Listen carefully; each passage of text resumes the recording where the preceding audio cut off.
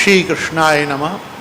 नत्वा श्रीवल्लभाचार्यान् पुष्टिमार्गोपदेशकान् विठ्ठलेशान् गुरुन् स्तौमि बालकृष्ण मम प्रभुन्।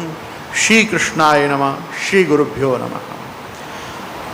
युधिष्ठिर ने पूछा, भगवन आषाढ़ के शुक्ल पक्ष में कौन सी एकादशी होती है, उसका नाम और विधि क्या है, यह बतलाने की कृपा करें। भगवान श्री कृष्ण बोले, राजन, आषाढ़ शुक्ल पक्ष की एकादशी का नाम शयनी है। मैं उसका वर्णन करता हूँ। वह महान पुण्यमयी, स्वर्ग एवं मोक्ष प्रदान करने वाली, सब पापों को हरने वाली तथा उत्तम व्रत है।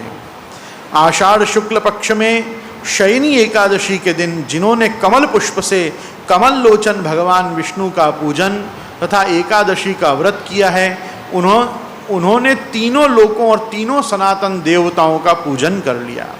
हरिशयनी एकादशी के दिन मेरा एक स्वरूप राजा बलि के यहाँ रहता है और दूसरा क्षीर सागर में शेषनाग की शैया पर तब तक शयन करता है जब तक आगामी कार्तिक की एकादशी नहीं आ जाती।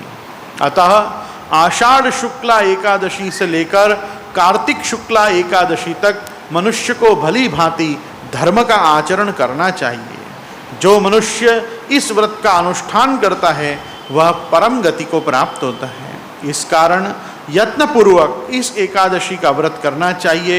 एकादशी की रात में जागरण करके शंख चक्र और गदा धारण करने वाले भगवान विष्णु की भक्तिपूर्वक पूजा करनी चाहिए। ऐसा करने वाले पुरुष के पुण्य की गणना करने में चतुर्मुख ब्रह्मा जी भी असमर्थ हैं। राजन, जो इस प्रकार भोग और मोक्ष प्रदान करने वाले सर्व पापहारी एकादशी के उत्तम व्रत का पालन करता है, वह जाति का चांडाल होने पर भी संसार में सदा मेरा प्रिय करने वाला है।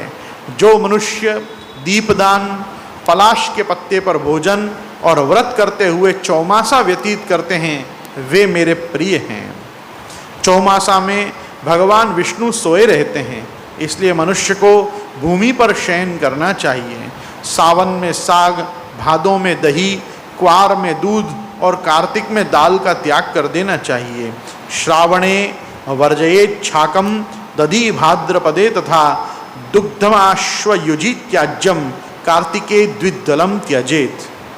अथवा जो चौमासे में ब्रह्मचर्य का पालन करता है वह परम गति को प्राप्त होता है। राजन, एकादशी के व्रत से ही मनुष्य सब पापों से मुक्त हो जाता है। अतः सदा इसका व्रत करना चाहिए, कभी भूलना नहीं चाहिए। शयनी और प्रबोधनी के बीच में जो कृष्ण पक्ष की एकादशियां होती हैं, गृहस्थ के लिए वे ही व्रत रखने योग्य हैं। अन्य मासों में कृष्ण पक्षीय एकादशी गृहस्थ के रखने योग्य नहीं भी बताई गई हैं। शुक्ल पक्ष की एकादशी का सभी को आदर करना चाहिए। श्री बाल कृष्ण लाल की जय।